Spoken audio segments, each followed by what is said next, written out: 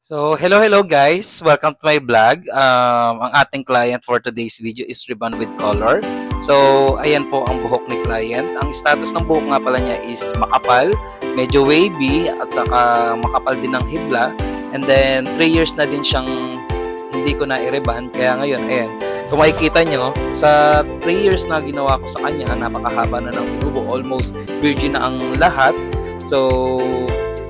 Ayan, inuna ko na po yung rebonding number 1.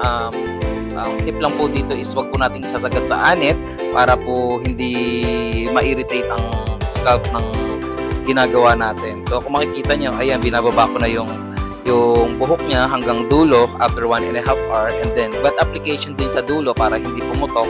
So ayan, lahat kung makikita nyo, lahat binabad ko na. Ang ginabad ko nga pala dyan is Verdona na ginger.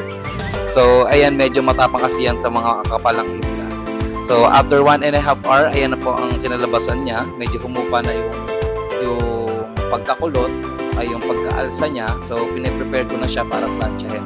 So, sa plancha naman guys ha, lagi niyong tatandaan ang pagpa-plancha po ng ribbon is as long as kaya niyong lipisan yung pagkaka-section niya is mas maganda dahil doon po natin makikita talaga ang ganda ng resulta ng ating ribbon. Pag minamadali nyo siya, hindi nyo siya talaga mapapabagsak ng bagsak dahil nga makapalang sectioning, hindi lahat na nadidistribute yung init sa buong buhok, which is required talaga yun.